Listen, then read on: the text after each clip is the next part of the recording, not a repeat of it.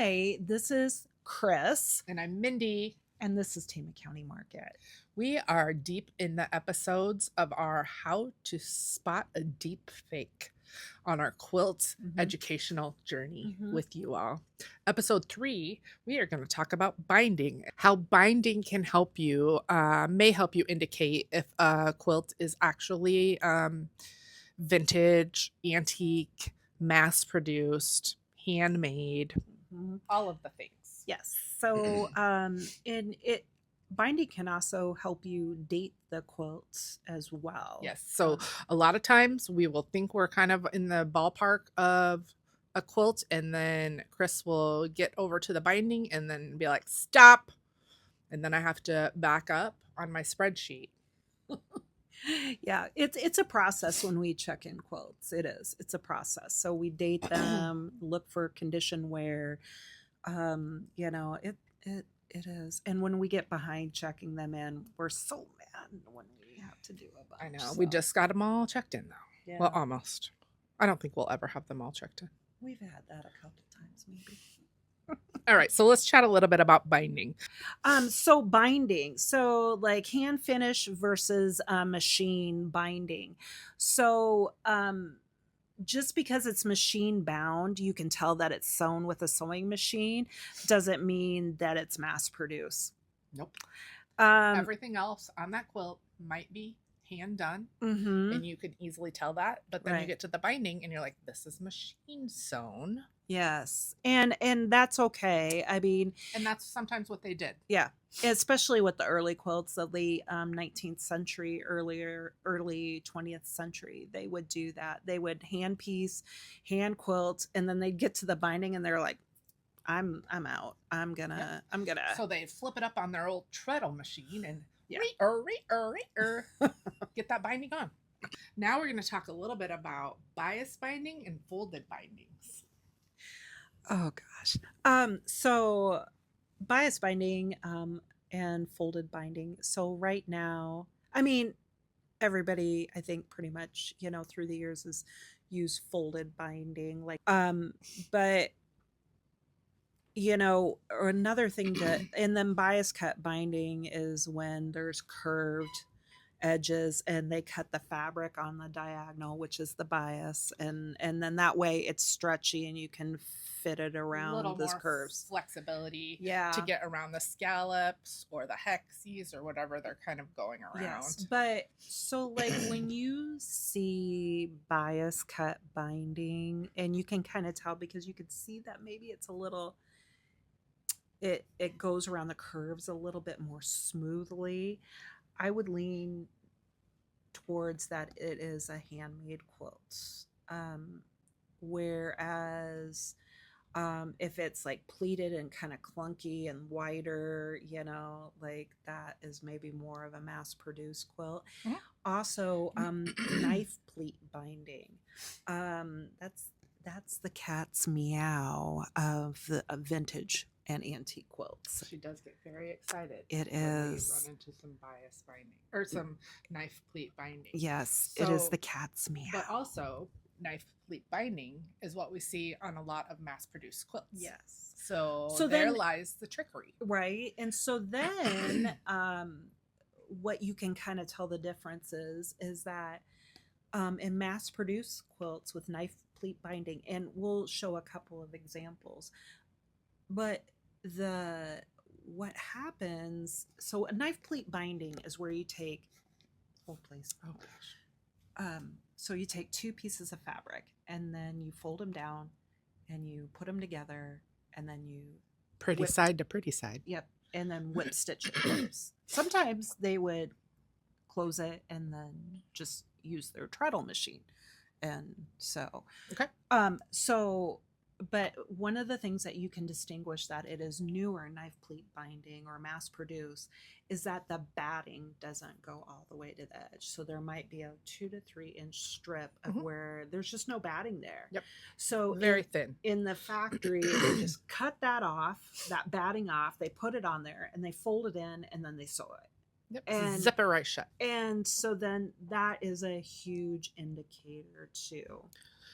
Also, when you're looking at bindings, that's when you should take the opportunity to kind of feel around the quilt. And what you're trying to feel for is any place, if you're suspicious at all that it's a catalog quilt or a mass produced quilt, you should be feeling for a spot where potentially there was a tag. Yeah. So usually if they cut those tags out, there's a little gap in the stitches of the binding. Yeah. And then sometimes they cut the tag and they leave the innard of the tag just in a there. little, you can see it in there.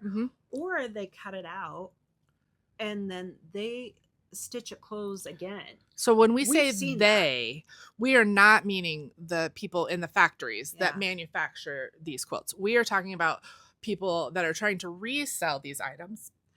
Or, and, people, there are deceitful people out there. So they are, maybe trying to do that. But I also will say, like, I would take a tag off of a quilt because I didn't like it when it was hanging on a bed. Correct. So exactly. So if it is indeed something that was mass produced and is, from the 80s, chances are, where it says do not remove tag on all bedding. Chris did that. I did. So, but that is a good way, a really good way to tell if a quilt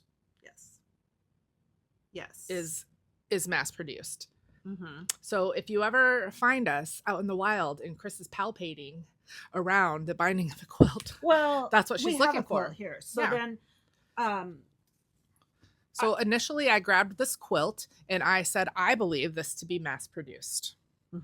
And because the pieces are big, the stitches are large, the design of the stitches doesn't match to me how they would have stitched it in the era. It's got some Baptist fan big quilting on it. It's probably 2 inches wide. So it's not dense quilting. And then it does have a pattern back and a pattern binding. Well, the back is rolled around to the front on this one for the binding. And it has the corners are done very oddly. So that is when Chris said, oh no, that is handmade. That's hand bound. And she said, that's how my mom used to do her binding. Yeah. So my mom was a big quilter in the 80s and 90s. And she did more dense quilting, but this, the SPI on this is probably 5 to 6. We can tell it's modern fabrics, right? I can also see that this is most likely a sheet on the back, which is popular during that. This looks, because we like vintage textiles, so we see that.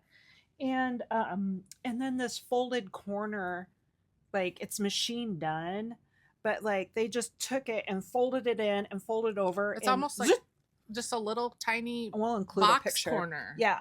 And my mom, this is how she did her corners. I miter my corners, she folded them, but that was very popular during that time. So when Mindy brought that, I was like, I don't think that's a catalog quilt. I think it's handmade. So what we do is that I go around and I just look at like every, like to see where there was a tag. Typically, where would you find a tag? In the corner, close to the corner. So usually within 5 inches of that corner on either side is where, so that's where we start when we're looking for tags. Yes. And then we also visually look at to see if there's a gap in any of the binding stitches. I know. This one. We're going to switch and show you this guy here. Yeah. So also indicative of a manufactured quilt is pattern binding. Yeah. This one is a pattern that's different than the back. Yeah. It also has this little thing right here is where the seam of the binding got rolled and not tucked very well. No. And when you do binding, you put the binding crisscross so it's like diagonal.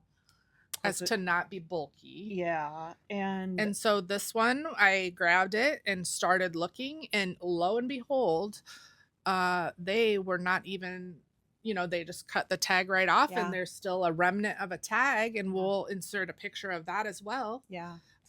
So we see that a lot too, where they just cut it, but But you know what? I think this quilt was probably purchased at auction for, under $20. And it's Yeah. a cute little wall hanging sized.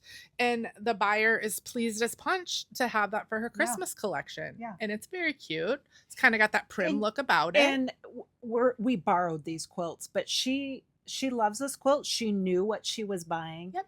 And she was informed, and that And was that's- okay. And that's the goal of us Yeah. talking Yeah. to you today. We Just wanna, so that you can have a little bit of education yeah. and just be informed and be proactive and just be happy with what you purchase. Yeah. Yeah. We're not the quilt police.